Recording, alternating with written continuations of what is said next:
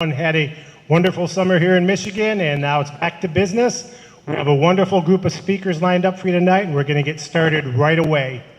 Start the evening off. Can we please have everyone stand for the Pledge of Allegiance? If there are any veterans in the room, would you please do us the honor and lead us in the pledge? I pledge allegiance to the flag of the United States of America and to the republic for which it stands, one nation, under God, with liberty and justice for all. I'd like to say a big thank you to the Midwesterner for being here tonight at the event and live streaming it on their YouTube channel and their website. Appreciate the coverage, and hopefully in the future we can do more events with your organization. Start off the evening, we've got a very special guest coming all the way from Ingham County, Dr. Linda Lee Tarver, to lead us in prayer. Everyone, please give her a big round of applause. Amen. Let's go before the throne of grace. So, Father, we just thank you and praise you for this opportunity to get together.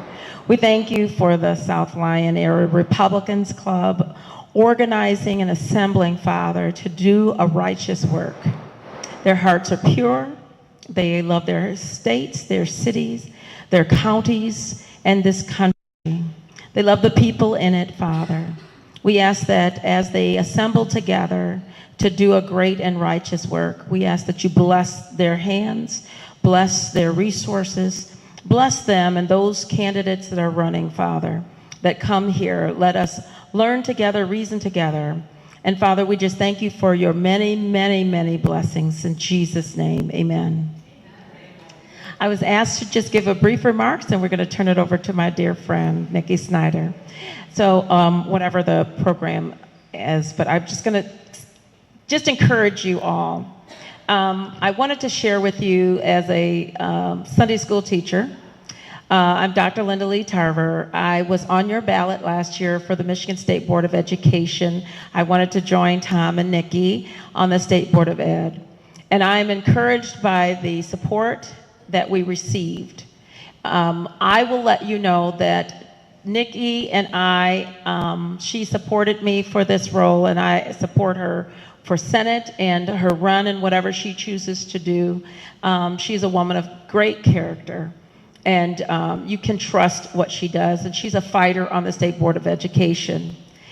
Nikki and Tom have been fighting for children, and you will hear more from her, and she'll give you an update with the state. But I can let you know that I traveled with Tammy Carlone, working for the 2 seats that we had. And I shared with Ann just moments ago that Tammy and I won 80 out of the 83 counties in Michigan. So I am going to tell you, do not buy into the idea or the logic that we did not have the right candidates or the right message, that we were too extreme or anything like that. We had it all. We had all of that. Detroit decided that they could not count ballots on election night on Tuesday, and then on the next day, on Wednesday morning, every Republican was winning. And the ballot proposals were going down in flames. Later on that morning, all of the Republicans lost, and the ballot proposals prevailed. So I wanted to share that with you because politics is political science. It's the numbers game. And so we have great message, we have great candidates, and we have a great God. And I asked the Lord, why did you allow that to occur? You know, what's really going on here? And so I take you to David in Ziklag. Ziklag was a place where David was running from Saul, and he was fighting with the Philistines at this point. They did not want to fight with David alongside this other king, and David was told to go home. So David was told to go home to a place, a property, a town that was given to him called Ziklag. And so when he arrived there with his 600 troops, all the people were gone. All of the wealth that they had was taken, and their village and town was burnt down. That's how I felt on Wednesday, the 8th, and how I felt in 2020. Let's stop playing. Let's see. That's how I felt in 2020 and 2022. November was not a good month for me. But after the election on Wednesday, November 9th of last year, I felt like Ziklag. What just happened here? And I felt like we had ended our time of having good government, having righteous government and righteous leadership. Ziklag. And this is the time where the people who had fought alongside of him, the fellow candidates, I should say, and the voters, they wanted to kill David. And the word of God, you know the scripture that he had to encourage himself in the Lord. David encouraged himself. That is Ziklag. So after I was trying to encourage myself, I reminded to read about Ziklag. And David said, bring me the ephod. And the ephod was a covering for prayer, for deep reflective prayer to speak to the Lord. And what he prayed was this. He said, Father God, Lord, shall I pursue? And will you be with me? So the same God that allowed for all of the families to be taken captive and enslaved, the same God that allowed that told him, pursue and I'll be with you. Pursue and I'll be with you. And so I'm telling the South Lyon area Republicans to pursue righteousness, get back our good taxes, get good government, go ahead and elect righteous people into office, get our conservative values in Lansing and in DC. The Lord is telling you to pursue. 600 people were with him, fighting alongside other wars, but when they went back, 600 soldiers found their families taken captive, their children. They didn't know if they were dead or not. All of their property, all of their livelihood, everything was burnt to the ground and destroyed. And 200 decided that they could not fight anymore and didn't want to fight. And all of you, some people may not be willing to fight with you in the 24 election. Amen? Some people may not go with you. They may not do the door-to-door. They may not donate anymore. They may not go. But they fought. The 400 and David fought. And on their way to find the people who destroyed their lives, they found a person of color, a man who had fought with them to destroy Ziklag. And he was ill and dying. And that's what they're doing in the inner cities. They left him for dead. They were Democrats. They left him for dead, people of color, and they decided that they were just going to leave him there. He was no good or value to them anymore. But David said, I will go ahead and nurture you back to health if you tell me where the enemy is. And so he did. And what we're finding is that people who have been injured by or injured or left for dead are coming over to the Republican Party. Lots and lots of Democrats are coming over. You can clap on that one. Yeah. They were left for dead. Their needs were not met. They were promised a bill of goods that was not delivered. And they were issued bad checks. And so at the end of the day, they fought for a whole day. And that's where we are right now. We're fighting for our children, our families, our properties, our way of life. We're fighting for our very livelihood from the Lord who allowed what happened last year to occur. But he restored everything and everyone. All 600 families were restored. All the wealth that was stolen was taken back.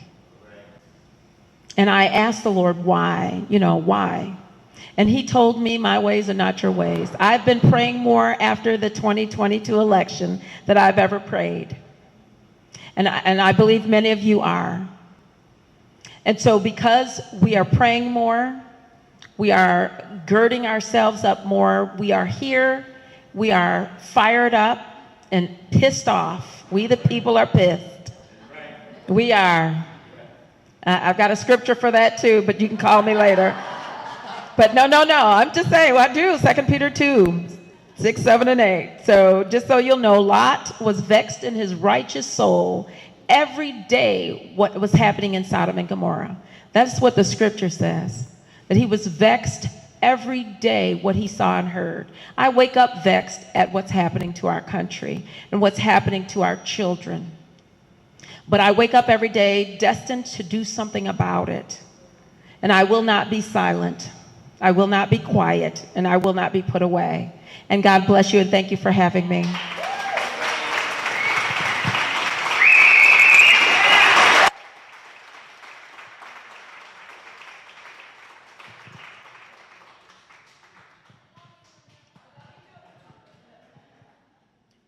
Dr. Nikki Tarver, everyone. Can we please give her another round of applause? Thank you very much.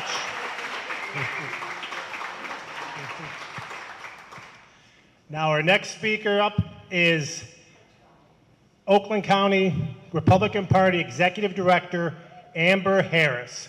Probably the hardest working person in politics, and she's here to speak a few words. Everyone, please welcome Amber to South Lyon area Republicans tonight.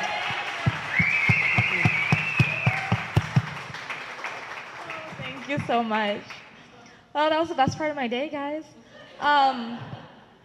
So I know most of you in this room, but if I don't, I'd love to meet you. I thank you so much, Tom. This is always a great group of people to come to. I love them because they door knock. So what I'm going to talk to you about is a couple different things today, but mostly focusing on education because we do have Nikki Snyder, who is, amazing, and we love for standing up for our school boards. And thank you, Linda. I follow Linda, and I talk to Tom. I go, "You're making me follow Linda? Oh my gosh!" But no, I do. I love Linda. So again, I'm Amber with the Oakland County Republican Party. Like Dr. Tarver was saying, all hope is not lost. And Oakland County, and I was actually blessed before I got on the stage and from a representative in Lansing, my friend Angela Regas, and she calls and she's like, "I heard your name a couple times on the floor." And I go, "Oh boy." And she's like, "No, it's all good, because Oakland County is good. And we have a whole opportunity here in Oakland to really change the tide of the state, because we have a door knocking program now, but we have hope. And we have a great program in the Oakland County Republican Party that hasn't happened in over decades. We're canvassing neighborhoods. We're getting down to basic topics like schools and safety, and getting back to a global message that resonates with voters. And we all just need hope right now. Hope and prayer and hope. And so on the way out, if you want to grab it, this is our literature. We do have literature right now. It's Reviving Oakland. And it's keeping with the positive message of revival and hope, because all hope is not lost. And voters are hurting right now. And we need to go and give them a positive message. And we need to go to the doors and listen to them.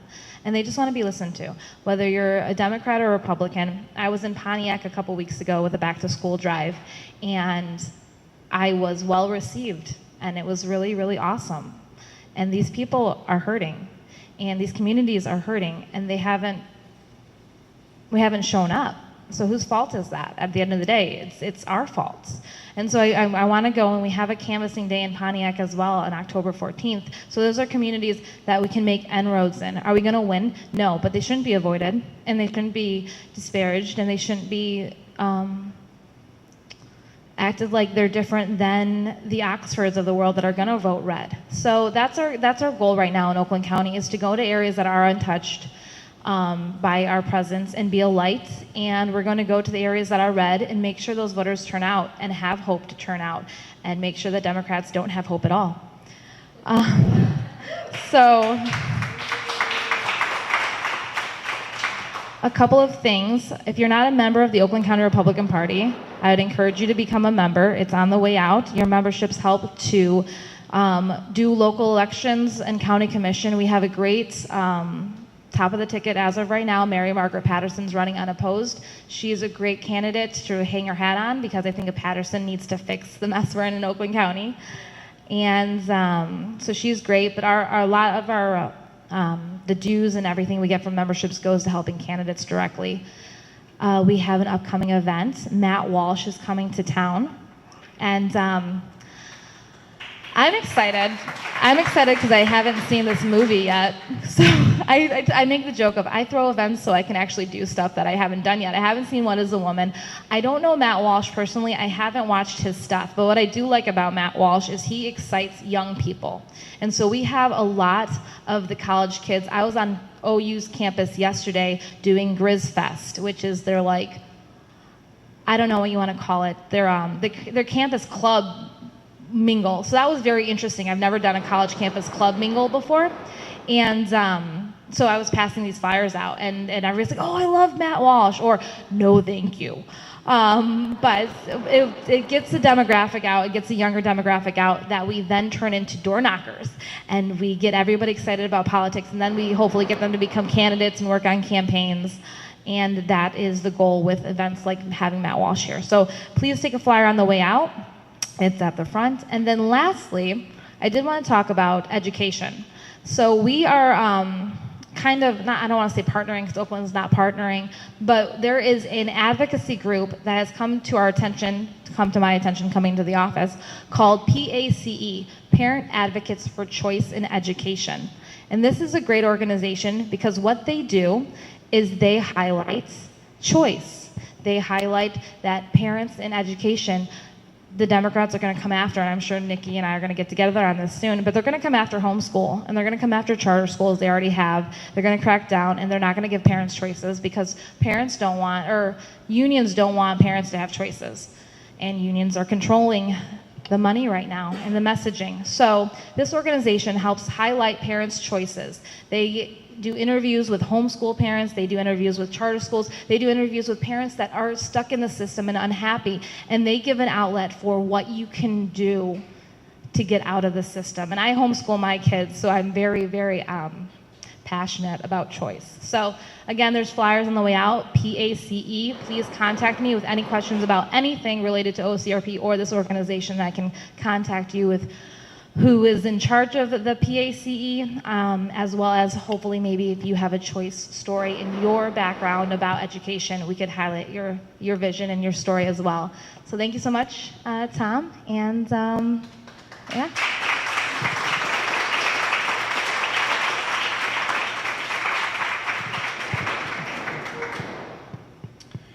Everyone, Amber Harris. Thank you very much, Amber Harris. Our next speaker is someone very near and dear to our heart here in South Lyon area Republicans. She was our first speaker at our very first event, and just held the room, professional speaker, and did a wonderful job for us to get the momentum going for our brand new organization.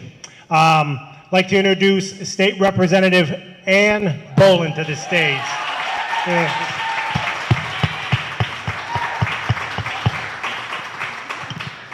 Oh, thank you. Well, thank you, everybody. It's so good to be home. The days in Lansing can get very long, and it's always nice, and it's extremely important. And if there's one thing I can say is we cannot forget our roots, and it is good to always come back to them and feel. I'm going to talk a little bit kind of what's happening in the landscape in Lansing, but I want to say something a little bit on the election side of things in candidates and some of the demographics and data. Yesterday in caucus, which was not really exciting, I was listening to a little webinar on young voters, and they expect that all the demographics, they show that in 2028, over half of the voters will be 40 years, under 45 years of age, roughly. So in that 30 to 45 range. We've never seen that before. all right? And so we have to do something to captivate. Every time I hear Amber and I see some of those younger colleagues in the chamber, I'm like, I have hope. I have so much hope.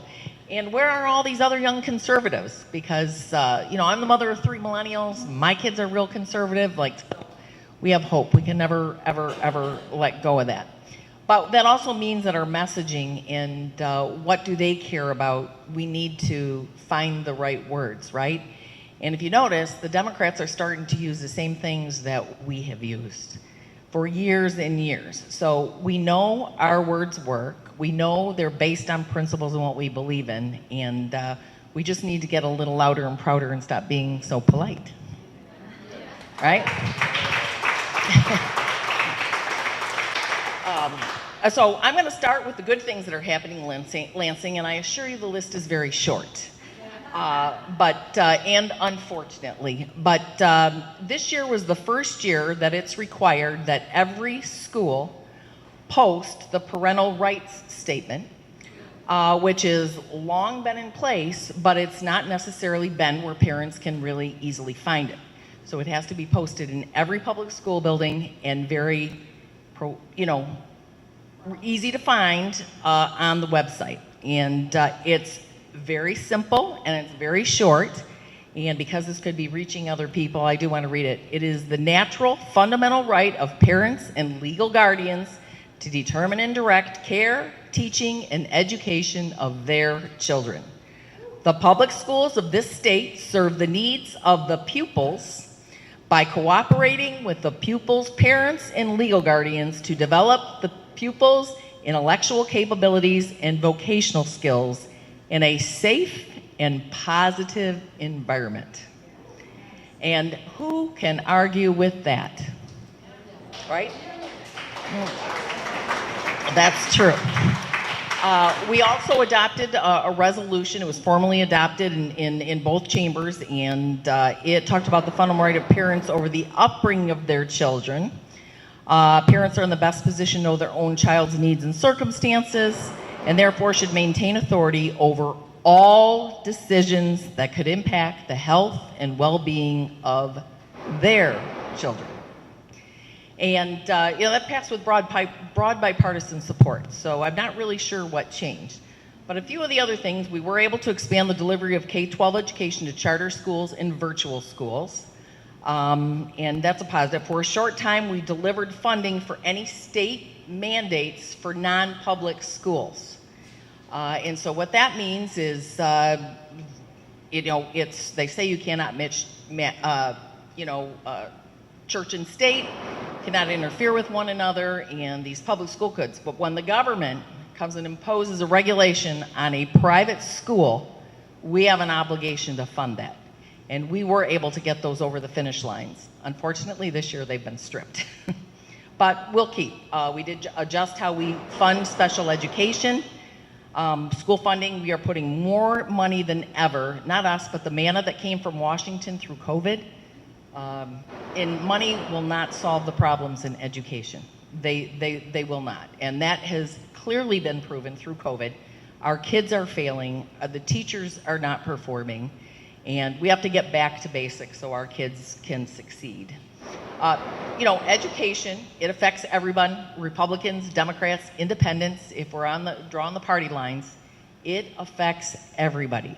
If we cannot educate our kids and they don't start out and have a strong foundation, they will never be productive adults, right? So it's extremely important. So now let's get to the bad stuff.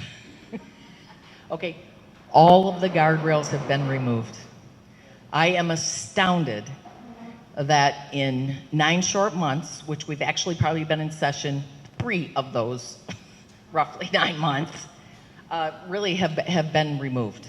It's a very sad tale, but I also think it's representative. In no way, I don't think that anybody ever thought having one party in total control, this is like anarchy. It is not good. There's no conversation, there's no desire to govern, there's no compromises, and my husband will say you should never ever compromise, Ann. But we do know when we've got 90,000 people I represent, and I'm very clear on what my principles are. I will always explain a vote, but I do have to listen to the 90,000 voices or, you know, whatever has sent me there to make that. But students are no longer the focus in education. They're not. All right. It's evident through the removal of the third grade reading proficiency, teacher evaluations, and performance. If you do not perform at your job, you are fired. Now, you may not be fired immediately. You'll get some sort of remedial action plan, right? Okay, that's what we were trying to do with our kids if they can't read. But the teachers are absent from that. All right, they have there is no consequence for things that happens, and we recently had that front and center in South Lyon schools. Many of us were at a meeting, and the common goal should absolutely be to produce young kids into young people that know the basics of reading, writing, and arithmetic, and they are prepared to understand the responsibility as they move into adult life, whether that's getting a job, going on to a university, community college, a trade school, whatever it is. But that also means developing the person, all right, at a very young age. I sat on the higher ed budget my freshman year, and I could not believe the number of people that came in and testified before that committee and said, our kids are not prepared, A, for college, and B, they don't have the soft skills. They don't know they have to show up to class, they have to show up to class on time, they have to do their homework. It's astounding. So what are we doing putting their little butts in these seats and they're not following the simple rules? And that should be. This is the first year that a curriculum can be added where we are adding to some of those life skills, and we've added a financial literacy program to a graduation requirement. Now, who would have thought it would take about 12 years to pass that kind of bill? But it did. But coming to a school near you will be financial literacy. Hopefully it's at the top of the request list versus the public health class, because we all know what the public health classes are about, right? But we are really up against a lot. But I think that we can, if we stick to our message, stick to our principles, the good Lord will cast the nets to catch the snares. I guarantee it. Every single time when you think you just can't do it anymore, or that's not right, what I do, he lays it out for us if we just allow him to. We cannot stop fighting back, all right? We need to take back control. I know where this is back to school and we're talking education, we're focusing on that, and it's extremely important. But some of the things that we have to do, we have seen some of these policies that were long-standing just completely taken. I think we need to start with what is allowed in a collective bargaining unit. I've been fighting that the last day of school and the first day of school should not be contract bargaining unit elements, that this is left up to the school board. The elected school board representing the community, and the people in that community should be making the decision. It should not be a superintendent. It should not be the Department of Ed. It should be our local school districts, all right? But now with everything else that's unraveled, I presented an amendment to a bill that would eliminate the waivers, which in the past I would not have hesitated to vote yes on. Eliminate the waiver process. About a third of our schools are going for the waiver to start before Labor Day. But now, because we have given so much power back to the unions instead of the school boards, I'm somewhat hesitant unless we can get that amendment that says this is not a bargaining item. We cannot leave families to not know when school's going to start or when school's going to end. All right, so I also think it's time to revisit how we elect our University Board of Regents. All right, we have seen problem after problem at Michigan State University. It's appalling, it's unacceptable, and it cannot be tolerated anymore. Now, we only have the large major universities who elect their Board of Regents. They're done through a partisan convention. But I think it's time that we have a governor should appoint all of the university regents so that we can hold them accountable. And then when we get back in the governor's mansion, we will have some influence on these Board of Regents, because it's just not working. There's no accountability. This week we just took so many calls in the office about what can you do, and people don't even understand how the Board of Regents and how autonomous they are from the legislature and those of us that are paying the bills through the appropriation process. I also, and all due respect for champions of education, Nikki Snyder and Dr. Linda Lee Tarver have worked their tails off fighting at the State Board of Education level. But I personally am continue to pursue the elimination of the State Board of Education as an elected body. I think it is the only department that our governor does not appoint, and we have not had success in years and years and years in overturning anything. It's gotten further and further out of reach. So I'm going to continue with that. I hope people that are supportive of that will encourage a committee hearing on that, and that would be to eliminate those. It is tough work. You are doing tough work, and Linda Lee Tarver willing to stand up and fight in that regard. But we need to see progress, and that progress is going to come by working together at all these different levels and trying to build our coalitions. We need to make sure that we are placing good, solid people and praying for these people, tough people in these local school boards, city councils, township boards, county commissions, state rep, state senator, all these seats. But we have to start building a farm club. We've been organized, but not collectively for many, many years. And the Democrats are very good at being collectively organized. They have a candidate school called the Great Lakes Political Academy, and they are celebrating their 10-year anniversary. And it's amazing that they're starting a school on how to support judges. How to support school board candidates, in all these ways of, again, they're building these farm clubs, and we all know that, we haven't found favor with courts recently either. Now's our time. We're all come together here at this back to school event. This is just the beginning of our school year, and we're going to go to a balanced calendar, and we all have to work very hard over the next year to take our state back and build a future for our kids, the kids that we care so much about. We all had a really fair chance at a good education and a solid foundation.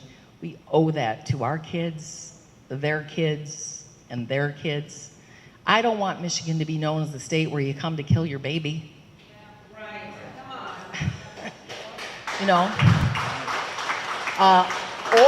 on. Come to Michigan, we'll kill your business.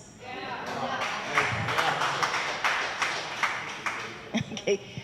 These are the things that are happening, and so we have to get out there and fight for those here. We're going to be the survivors. So with that, I'm going to be around. I appreciate so much for what you do and your interest. You could be doing anything else on a weekday evening, and you continue the fight. I mean, it would be very easy right now to grab a glass of wine and go sit out on our decks, enjoy the last few hours of sunshine here, or kick the ball around with the kiddos or something. But I appreciate as an elected official that you're here, you're willing to listen to me.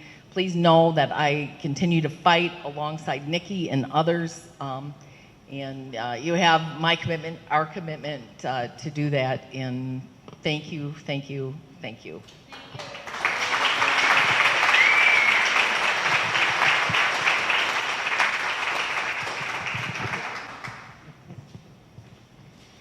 Everybody, Ann Bolin, one more round of applause for her, please. Thank you, Ann. Now we're on to our main event. Is everybody ready for it? I can't hear you.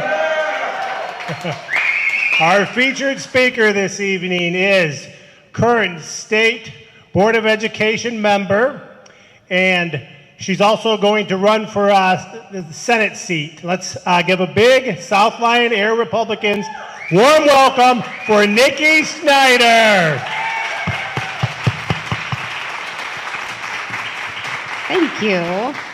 That's lovely. Yes, thank you for coming. And I'm just going to give you guys a fair warning. Ann said that I have permission to be loud, proud, and not so polite. So just be ready. What do you guys hear in the background? The rounds, right? I'm just going to say before I introduce myself to you and share a little bit of who I am, what I've done, and why I'm running for U.S. Senate, I want to take note of that. The rounds going on in the background mean something, right? We've got a lot of woke folks out there, keyboard warriors, people who don't want to support the Constitution, who are really upset that we're here tonight talking about guns and education in the same space. But that's the sound of freedom. Constitutional freedom. Lived out well. Lived out safely, right? So we shouldn't be afraid of that. And I'm going to talk a little bit about that after I introduce myself and share more about why we shouldn't be afraid of that. Because this is precisely the kind of environment that you would want education to take place in. And talking about guns and education in the same space, I would argue, is exactly what we need to be doing right now. If we want to preserve and protect our Second Amendment rights, at the heart of that is education. If we want to protect our students and value safety in schools, at the heart of that is education. So let's talk about it. Let's lean into it. Let's not let liberal ideology hijack that conversation yet again. And so that's what I hope to do before you guys leave here tonight. We're going to reject that. We're going to resist the idea that liberal ideologists are going to hijack this conversation one more time this next cycle. Okay, so I'm Nikki Snyder. I am a mom, nurse, educator, and advocate.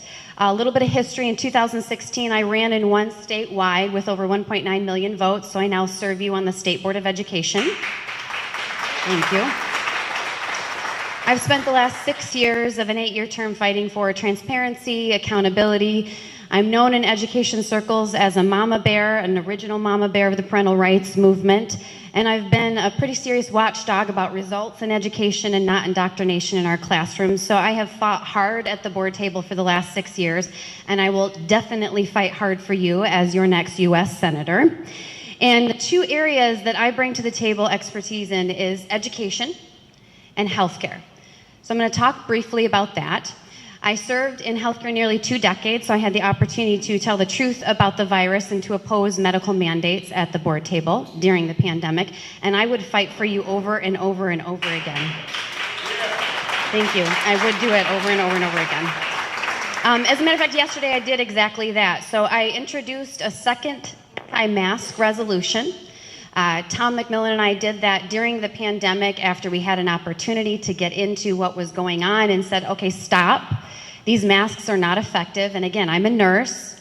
I've worked in healthcare nearly 2 decades. I know they're not effective. When you put surgical masks on your face that are meant for large droplet protections in a surgical suite, not for small droplets, which is what COVID uses to transmit itself, you're not protecting anyone or doing anything. But you know what you are doing is you're interfering with the ability for students to have equal access to education and to show up and truly get educated. So what did we see with our M-STEP scores? They went down significantly. You guys, hundreds of thousands of students were impacted by poor, failed pandemic policies. And we sat at the board table yesterday and we talked about it, we named it. We literally talked about the precise number of students that were impacted by the pandemic and our failed policies in this state. And they still couldn't recognize it and acknowledge it. They would not entertain an anti-mask policy moving forward so that we never put our kids through that again. That's how serious things are right now. A few things about education that I'm going to do at the federal level. We need to see dollars directed to parents and students, now more so than ever. Again, if you're not going to acknowledge what you've done through those failed policies, and you're not going to tip your hat at those students that are still struggling with literacy, then you're not going to put your dollars where your mouth is, right? I have a problem with that. Policy needs to be reflective of where the needs of those students are at. So if we send dollars to parents and students, they can make decisions on what's best for their kids in that moment. If we just took federal dollars, just the federal dollars that go to states and did that, so much could happen, even in special education like Ann was talking about. So let's talk about healthcare. It's very interesting. It mirrors education. We talk about education and what should be happening, ABCs, 1, 2, 3s. Same thing with healthcare, right? We're looking for an affordable, accessible, high-quality system that focuses on responsibility, choice, and innovation, and yet how hard is it for us to actually get there when we allow our federal government to politicize the dollars that come to our state? So what happened during the pandemic is we financially incentivized nurses to be required to get an EUA vaccine, or else they would lose their job and not be able to put food on the table. This is not new, where they use regulatory bodies and bad policy to control the will of the people, and in a very negative way. So what we need to do is return to what it looks like to have choice in healthcare, not just education. Guys, our healthcare workers are out there suffering and not able to show up to their job authentically every day. And guess what they did? They quit or they got fired. We're not just dealing with a teacher shortage, we're dealing with a nursing shortage, and it relates to the failed pandemic policies that we are letting them off the hook for, and we cannot do that. So I'm going to share a little bit a personal story that helped me to realize where I was headed in the pandemic. And I never thought I would be here. I really didn't think I'd be a politician when I was younger. None of the aptitude tests said, you know what, Nikki, you are a politician. They said, hey, maybe you should be a teacher, maybe you should be a nurse. You're going to go into a field where you care about people, you put people first, so that's what you're going to do. Okay. And most everybody I talked to, all my teachers even said, okay, yeah, that's where you're going. Okay, so I did that. But as I went along, I realized I'm not one of those people that sits down and does nothing about something. I speak up, again, loud, proud, and not so polite all the time. Not the nicest lady when it comes right down to it, when you think about what it takes to fight for people and stand up. So I did decide to run for the State Board of Ed, like I said, in 16. And halfway through the pandemic, I had been working as a nurse. And all these things were happening with the vaccine mandates, and the messaging was off, and the policies at the board table were off. I decided to stay home and homeschool my kids. And I would never, ever do that differently. It was the second phase in. I had heard our governor say this is a brand new virus. We know nothing about it. And then we found out it was SARS. SARS has been around for decades. We know exactly what SARS is. We know exactly what to do about SARS. And yet you just shut down our schools and our businesses for it? And let me just pause. It's extremely important from a messaging standpoint to consider what it looks like to say, you know what, I see you. We're going to get sick with the flu. SARS, again, is very real. Okay, we're going to be COVID positive. That happens. And we can honor people in the care that they need and the right protocol for those who are immunocompromised, and at the same time do the right things by kids and businesses. And yet, what will you hear from Democrats or extreme liberals is, nope, you can't do that. We have to shut the whole state down, or we have to write policies that will close small businesses. Again, Michigan led the nation in small business closings. All right, almost 40% of our businesses closed down through the pandemic. That's huge, huge. So here I am, halfway through the pandemic, and I have a patient. And administration hands down this policy that you have to gown head to toe to go into the room. This person is no longer positive. They were positive 9 days ago. They're not testing positive anymore. And this is a mom and a baby couple. Okay, so one of the things that we're going to be talking about in the future are intimate situations. That's just a reality with the transgender policy that we're going to start to talk about moving forward. So I'm taking care of a mom and baby breastfeeding, and I'm supposed to gown head to toe. Gloves, a blue gown, booties, a mask. How do you get involved with someone intimately in that scenario when you've got plastic all over your body? Okay, and you're not even positive anymore. So I go to my charge nurse and I say, why are we doing this? Why are we gowning head to toe when she's not even positive anymore? She says, oh, well, the policy is, for 30 days, we're going to treat it as if they're positive because you can still shed it in the blood. Okay. From a healthcare worker standpoint, we don't treat people who have HIV or AIDS that way. We touch them with our hands. We have enough compassion to recognize that if I touch you with my hands, I'm a nurse, I'm caring for you in that scenario, and you can shed something in the blood, I'm not going to get it. It's not a risk. Why are we doing that? We're wasting a bunch of resources. This is not the right kind of policy. And here's what that charge nurse said to me. And again, this is something I just want you guys to take away tonight in terms of what it took to fight through this, okay? This person said, I'm retiring in 3 years. It's really hard to fight for the right thing when your administration is handing down those kinds of policies and your job is on the line. So I'm going to say that it is hard to do. I left the hospital. I decided that I was going to fight this. And when the time came, I decided not to go back to the hospital. I decided to continue to serve on the State Board of Education, continue to educate my kids the way I needed to, and to run for the U.S. Senate. So that's one of the biggest reasons why I'm running, as I saw through the pandemic what needed to change and how it needed to change. So that's the type of expertise I'm going to bring to the table. Another personal story that relates to bureaucracy, because one of the things here that happens when extreme liberals hijack the conversation is they use bureaucratic bodies to do it, right?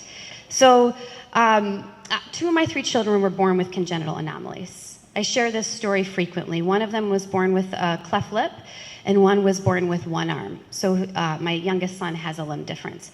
I took a drug that was off-label use. It was not researched by the FDA. It was prescribed to me during pregnancy.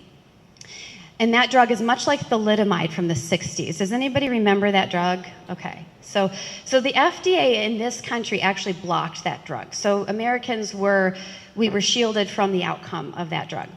However, around the world, they found that mothers that took that drug were giving birth to babies with cleft lips, babies with limb differences, babies with heart defects.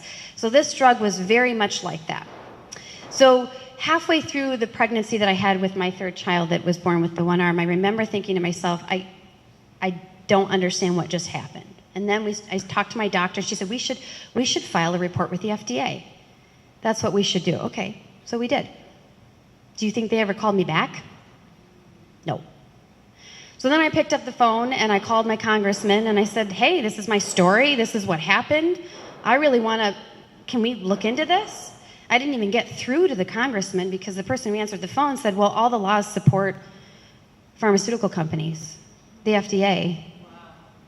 There's no accountability. There's no level of accountability. So whether I've served on the State Board of Education and had experience with the U.S. Department of Education, Michigan Department of Education, intermediate school districts, local school districts, okay, we have the State Board of Education. By the way, the governor's also creating a new agency called MyLeap. We'll talk about that in a hot second. Okay, so all these layers of bureaucracy, and we can't get students what they need. All these layers of bureaucracies, and mothers like myself can't make informed decisions, okay?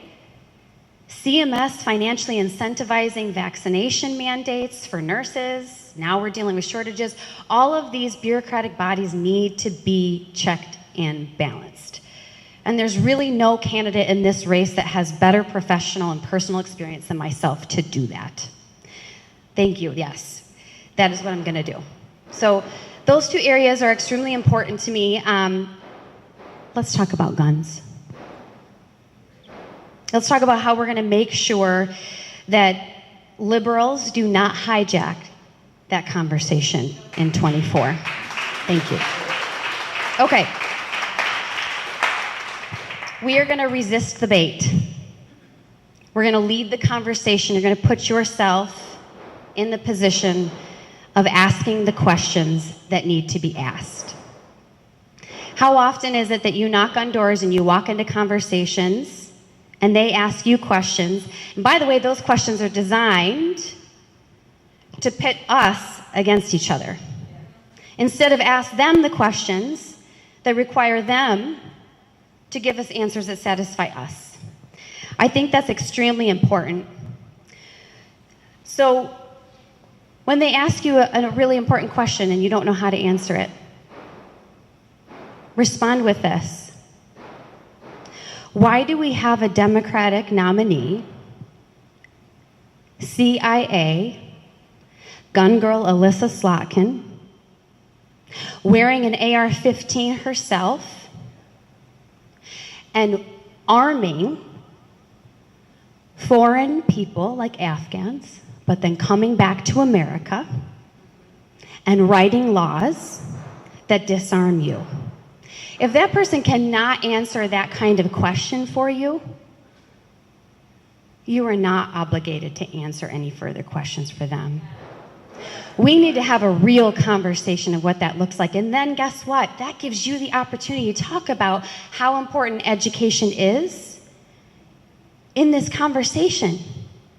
You guys, we need to bring it back to education every single time. Do you guys remember when DARE was a big part of our school system? We engaged our school resource officers. That was huge. It created a relationship between our police departments, our communities, our schools, our students, and what are the things they talk to our fifth grade students about?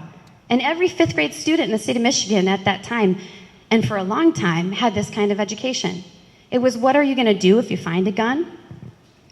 Who are you going to tell? It really was a decrease in the level of fear that students had as it related to guns. When we don't have that kind of safety education in schools, and all we have is liberal indoctrination saying, oh my gosh, you should fear guns, guns are evil, what ends up happening is they actually fear them. They fear their right to the Second Amendment. And do you know how that actually plays out in society? Because we're seeing it actively right now. We have a 25% decrease in enrollment in our military. If we're churning out students who don't understand the Constitution, who don't value their right to the Second Amendment, who don't know what to do as it relates to gun safety, and the only messaging they're ever hearing is that they're evil and they're bad, they're not going to want to pick one up and serve and defend our country. Come on now, these are things that we have to start to think about. When we allow liberal extremism to take the conversation as far as they've taken it, now we have to walk it back that significantly. And so that's why we have to keep returning education, the gun conversation to education. We need to focus on administrative emergency assessments and some of the situations that have happened around in the state of Michigan. I already mentioned engagement and relationship with SROs, and that's what should have happened in some of our recent issues in the state of Michigan, right? If we have counselors in our schools, they need to be trained to be able to identify, I'm a nurse, triage the situation as it is. Okay? When we talk about mental health in schools and the need for it, we're not talking about taking over for parental rights to say if my child needs counseling or what type of counseling they would so choose. We're talking about what it means to triage an emergent situation. And if we can't do that, you certainly shouldn't be trying to do more. And that's precisely what we've seen. Parents of victims that were lost in school shootings do not want us to hijack the conversation and make it about guns. They want us to get to the root of the problem and address the root of the problem, right? Identifying those students that really need that kind of mental health intervention before it becomes an issue and before lives are lost. So if we're not going to have that conversation, if we're not going to circle it back around to education and the true things that will hold us accountable to a true solution to this problem, we're not going to get anywhere. That's why it's so extremely important to not allow them to ask you questions that aren't going to help you to get there. That's something I'll be doing too as I continue to run.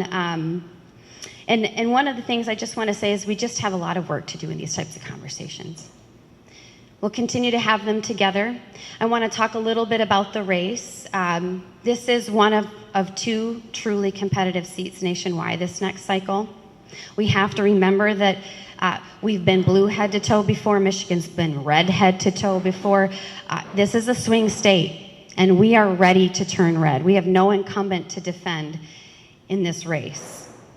We need to do something different, right? That likely Democratic nominee that I was talking about, we need to put someone up against her that doesn't have the same credentials that she's already beat 3 times back to back to back. So I think that you should send a really tough, pissed off mom who's not afraid of not being polite about the issues and who's ready to travel the state like I've already done before. I'm the only person in the race that has ran in one statewide. Send a tough, pissed off mom. That's what I'm asking you to do. We need to work together, join each other, and win this race. It's very, very possible. And we talked a little bit about elections too. Turning Point USA is going to come out strong and work with us side by side to have a strong turnout. There are specific things they'll be doing alongside us, and we can talk more about that. But I'd like to answer questions too if anybody has them. And then Linda Lee, I know if I didn't touch on things education-wise that you would like to say, you can also make some comments. But I wanted to return to my leap too before we go over to questions. This is another bureaucratic body, you guys. And I'll kind of challenge you a little bit in the area of State Board of Ed. So my leap is going to be the 6th layer of bureaucracy in education in the state of Michigan. So this particular agency that the governor is putting forth through EO is not only not constitutional, because it takes over some of the authority that the State Board of Education has in policy and education through the Constitution, but we just need to look at it through the eyes of reason. Again, you have a U.S. Department of Education, a Michigan Department of Education, intermediate school districts, local school districts, an elected State Board of Education, and now you're going to have my leap. So if you're a parent and you're trying to access education, where do you start? So one of the things that in terms of change that we need to make, I agree we do need to make change at the state level. So I think that we should see a regionally elected State Board of Education. That would make it so that all the students in the state of Michigan have representation that they've elected. And I think you would see the composition of the board change as well. It's been extremely difficult to get a solid balance in the state of Michigan in education representation. That's because we see unions just dump money into elections and we just have a hard time beating them. But if it were regionally elected, you would probably see a different makeup on that board, and therefore a very different conversation than you saw yesterday. So, and that's something I am going to continue to talk about too, because there aren't just levels that need to change at the state, but also the federal level. So, yeah, I'd be happy to take questions if you all have any. And I'm going to join up. Or comments. I have a mic here I can hand to anyone who has a question. I don't need a mic. There's some. You're gonna run into your Alyssa's gonna get a lot of money from the drug company. I support you 100%. Put a sign in there. But boy, the Sure. drug companies aren't gonna like you. Yeah. Amen. Yeah. It shouldn't. Yeah, I like everything you said. I think that God, I hope we can come back here. I think that every one of us should bring 10 people. This should be standing room only, so that you're more represented Yeah. in this area. Let me just We need to say say what? we need to say drug cartels are not going to like that. And a lot of our politicians aren't going to like it because they're getting money as well. Yeah, so I'm just going to say I'm not at all afraid of taking on pharmaceutical companies. Obviously, right? Yeah, because, personally speaking, I come with a story that it's not just from a nurse's standpoint professionally, but from the experience I've had as a parent. And it's really, our family is very aware of what it takes to stand up and tell our story. Again, informed choice means that you have that bureaucratic body, the FDA, that's actually doing rigorous, longitudinal, ethical research so that you have the information to make the decision that works best for you. And in the end, you actually have the right to make the choice, right? So that's something I'll never back down from. And I do want to say that just because I'm willing to fight pharmaceutical companies doesn't mean I don't understand the purpose of pharmaceuticals, right? So antibiotics have saved my life before, right? Antibiotics have probably saved your life before. Insulin. There are lots of drugs that are really important. And heck, if I had cancer tomorrow and there was a trial out there that I could join, and I understood that there's not information on it, and I'm making that decision for myself, I would do it, right? But again, that's an informed decision. So I'm not afraid of a world where there are drugs. However, I'm afraid of a world where there are drugs and we don't have informed choice to take them or not. That's what's problematic. And then you said something I just want to piggyback on, the idea of education too, back to DARE. It's not just gun safety that needs to come back to schools. It's drug safety. Kids are dying of fentanyl, right? That's something that we need to remember, that it piggybacks onto issues that we've had with pharmaceutical companies in the past. So it's that all-encompassing education that we need to have. And I hope you come back as well, by the way. All of you. Yeah. How do you suggest what? Well, there are laws that protect them from being held accountable to their product. There are laws that protect the FDA from being held accountable to their actions. We need to make the laws hold them accountable to people, right? Otherwise, people like myself walk around and we have the exact example of what it looks like to not have that accountability. I think you just start there. I think you also take away the idea that you financially incentivize bureaucratic bodies in things like EUA vaccine mandates. There's nothing more unaccountable than that, right? When CMS can financially incentivize hospitals to have a certain percentage of a flu vaccine rate for nurses. It's like 90% and above, and then you get money. Why is money even attached to that? That's significant. We have to look into all the layers that I know exist and talk about them, and then do something about it. I wanted to touch base on what's happening in Michigan schools, and it will correlate to what you're doing right now, and especially at the U.S. Senate level. But there's a direct correlation between the high rates of crime and illiteracy. And so we have, Michigan just came out, I think 9/11, on the Michigan's truancy is the highest in the nation. The highest in the nation. Detroit has a 95% illiteracy rate. 95% of the children are not able to read at grade level. It is illiteracy. Lansing, Michigan, where my husband and I are from, 92%, and you can look it up, Lansing Public Schools, low expectations. Lansing Public Schools, low expectations, a study was done, and the study said that 92% of all black children cannot pass any subject at grade level, are not proficient in any subject. 92%. Now that's a study, and I'm sharing this with you because I want you to Google it and read it yourself. $50,000, when I was running for office last year for State Board of Education, I went around with crime scene tape. I might have done it here. I had a few crime scene tapes going around because they're crime scenes. $50,000 per child was given to Flint. $50,000 per child while they were closed. They closed in 2020 and they opened up in 2022. $50,000 per child.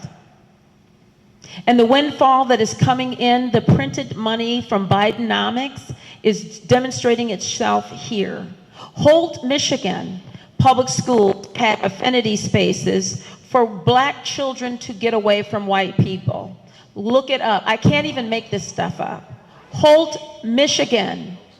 Holt Public Schools, south of Lansing. South of Lansing had affinity spaces for black children to get away from white people. And look this up. Jackson, Keisha is her name. Keisha Hamilton from Jackson Public Schools, and I know she knows all of this, But I needed to tell you this because I'm pissed off. Keisha, a black woman, DEI officer for Jackson Public Schools, decided that she hated white people after her white husband divorced her. She hated white people, and they were not fit to be alive. They were worse than dogs. She said this as part of her official duties as school board members, and she didn't care. And there were no repercussions. And I am telling you, I went to Jackson to force them to censure her or do something. And I testified, and she did not bother to show up. But we need to hold these people accountable. Black people can be racist. They can. And they are not being held. They're given a pass to do whatever they wanted to do in the LGBT community, given a pass. And the State Board of Education this year passed that we have to set aside June as Pride Month, October, which is coming up, as LGBTQ History Month, set aside time in the classroom to deal with this. And I say no. And parents need to demand it, grandparents need to demand it, get the pornography out of the schools, and we will be with you.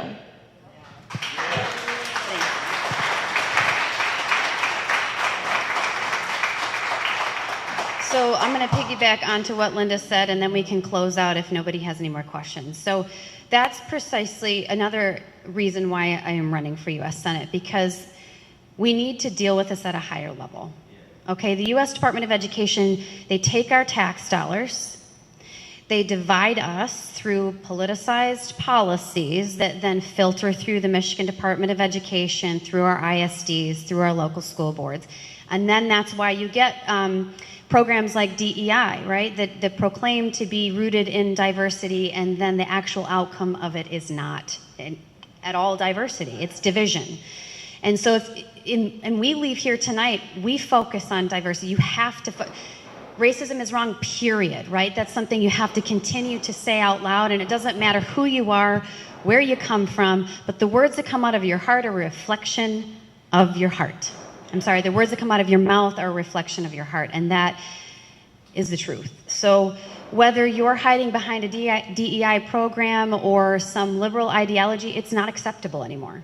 And that's what we're going to say at a higher level. And if those dollars went to parents and students and not politicized, divisive programming, we would see a change in our country. We would see a change in our communities. And so that's truly what we need to do. So thank you. I appreciate you guys tonight, and I'll be back for sure.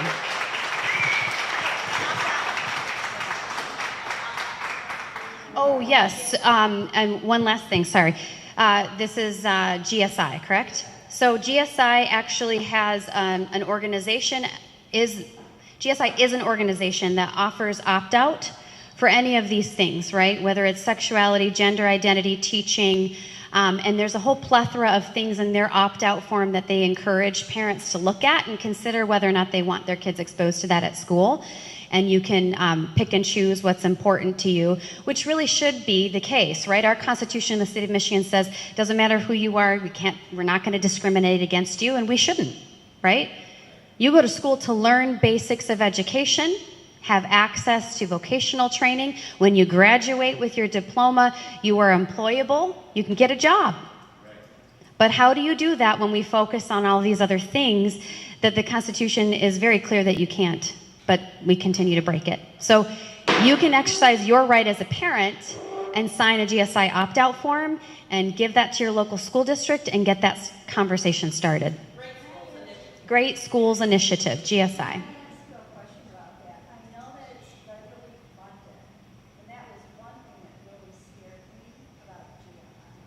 GSI is not federally funded. It's not federally funded.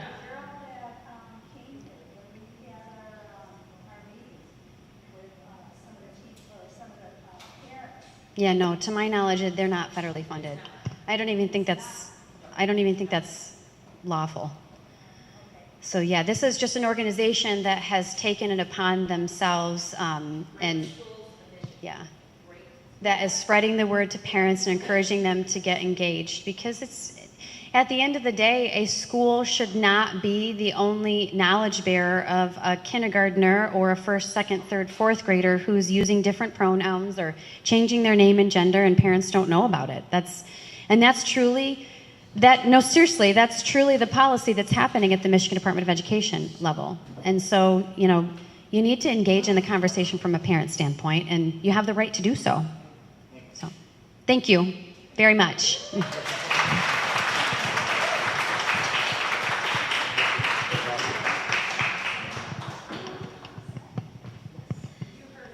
Nikki Snyder, everybody, please. One more round of applause. That was a wonderful speech she just gave. Thank you, Nikki. A few housekeeping items before we end the event.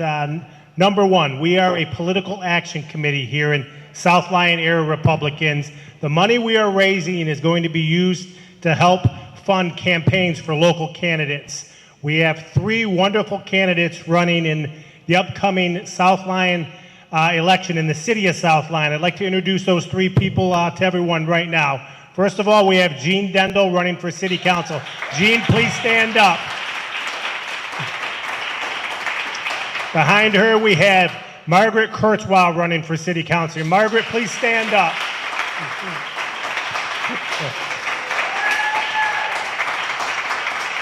If I could direct everybody's attention to my right, we also have running for the city of South Lyon for the mayor, Jake McLeod.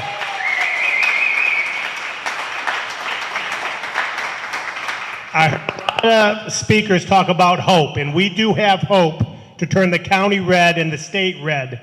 But that hope only comes with a lot of hard work. We need to work hard to do this. That's why we're trying to raise money for our candidates. We're trying to get manpower out there to door knock. We're starting our door knocking campaign this Saturday. Each and every one of you are invited to come and help us turn the county red, turn the state red. We only do it through hard work. So let's get motivated, get out there and do it, because it can be done. Finishing up the event, we do have a couple items coming up later in the month that are going to be a lot of fun. Number one, on September 28th, that's a Thursday night, we're having a precinct leader wine mixer across the street at Wholehearted Winery. If you get on our website, South Lyon Area Republicans, you can look more into that event. It's going to be a fun time, mingle with people like-minded. Again, it's for precinct leaders. Anyone can join. It's a minimum donation of $20, and it's located at the winery across the street on Grand River. Then also, the Pumpkin Fest at the end of the month is coming up, and we will be in the Pumpkin Fest parade Saturday morning. Another fun event to come out, walk in the parade. It's a blast. We did it last year and had a lot of fun. The more people we have, the better. I hope to see each and every one of you at both of those events. Both of those can be, more information can be found on our website, SouthLyonAreaRepublicans.com. Also, if you have any questions, please come and ask me. It's the end of our event. I would like one more big round of applause for our wonderful speakers tonight: Ann Bolin, Amber Harris, Dr. Linda Lee Tarver, and Nikki Snyder. Thank you all so very much for the time and the effort. We really appreciate it. And ladies, if the 3 speakers remaining here could all come together for a photo shoot at the end of this, that'd be much appreciated. Thank you. Can I give an update on New Mexico? Did you hear about New Mexico? Yeah, sure. Yeah, sure. Yeah. So New Mexico, the governor, the Democrat governor decided that she was going to have a moratorium on guns and carry because of the climate change and whatever. New Mexico. New Mexico. And as a result, a judge overturned her, but the attorney general, all of the sheriffs in the entire state said they would not enforce it. The Second Amendment means a lot. And we want to make sure our schools are fortified, which is why I was begging somebody to call me on why I was coming here today to talk about that. I was begging for that opportunity to tell them that we need to fortify our schools. The Democrats will not prosecute criminals We ended up releasing some children at Michigan State University for a man that should have been in prison. And Alyssa Slotkin said nothing. She said nothing. She demanded to take away my legally purchased and registered guns, but she said nothing when Carol Seaman, the prosecutor, and neither did Gretchen Whitmer, said nothing while they let criminals go in the city of Lansing and crime was up exponentially. And so when there is a murder, they want to take away the guns, but they don't want to prosecute. And so that is what happened, and we need to protect our children. I can look out the side of my house and inside my house from my phone, but the schools do not have that alarm systems and doors and security and armed security to protect our most precious treasures, our children. And this has got to stop.